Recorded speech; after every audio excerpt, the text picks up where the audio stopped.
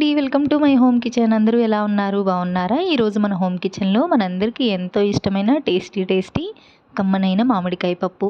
ఈ మామిడికాయ పప్పు అనేది చాలామంది గట్టిగా వచ్చేస్తుంది, లేదంటే పల్చగా వస్తుంది అని చెప్పేసి అంటూ ఉంటారు కదా.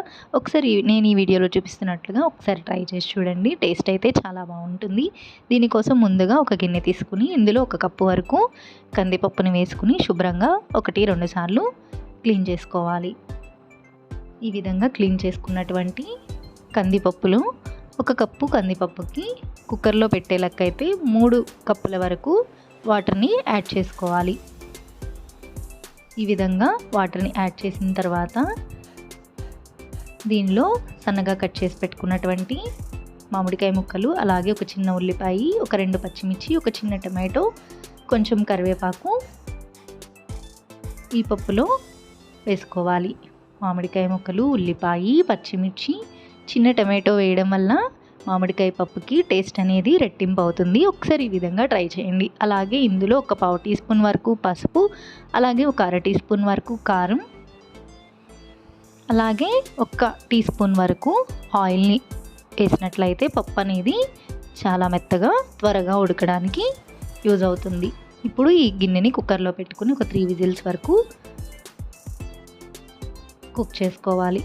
ఈ విధంగా కుక్ అయినటువంటి పప్పుని పప్పు గుత్తితో మ్యాష్ చేసుకోవాలి.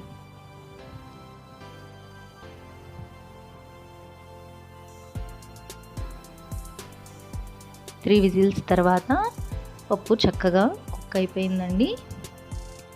మనం టేస్ట్ కోసం టమాటో కూడా యూజ్ చేసాం కదా. చింతపండు అనేది మామిడికాయ పప్పులో వేయనవసరం లేదు. నెక్స్ట్ దీనిలో కొంచెం సాల్ట్ని యాడ్ చేసుకోవాలి. మ్యాష్ చేసుకున్నటువంటి పప్పుని ఫైనల్గా తాలింపు చేసుకుందాము. దీనికోసం స్టవ్ వెలిగించుకుని ఒక కడాయి పెట్టుకుని ఇందులో ఒక 2 గరిటెల వరకు ఆయిల్ని వేసుకుని ఆయిల్ కొంచెం హీట్ అయిన తర్వాత పావు టీ స్పూన్ ఆవాలు, అలాగే ఆవాలు చిట్టిపట్టుకున్న తర్వాత 1 పావు టీ స్పూన్ వరకు జీలకర్ర, అలాగే 1 పావు టీ స్పూన్ పచ్చిశనగపప్పు, 1 పావు టీ స్పూన్ సాయిపప్పు, అలాగే ఒక 7-8 దంచి పెట్టుకున్నటువంటి వెల్లుల్లిని వేసి కొంచెం గోల్డెన్ బ్రౌన్ కలర్ వచ్చే వరకు ఫ్రై చేసుకోవాలి. వెల్లుల్లి కొంచెం ఫ్రై అయిన తర్వాత ఇందులో ఒక 4-5 రెమ్మల వరకు కరివేపాకుని వేసుకుని ఆయిల్లో బాగా ఫ్రై చేసుకోవాలి. ఫైనల్గా ఒక 2 ఎండుమిర్చిని కట్ చేసుకుని మన పప్పుని తాలింపు చేసుకుంటే ఎంతో కమ్మనైన టేస్టీ మామిడికాయ పప్పు అయితే రెడీ అయిపోయింది. సరే, తాలింపు వేయంగానే పప్పుకి టేస్ట్ మరింత యాడ్ అవుతుంది కదా. ఫైనల్గా మామిడికాయ పప్పు రెడీ అయిపోయింది.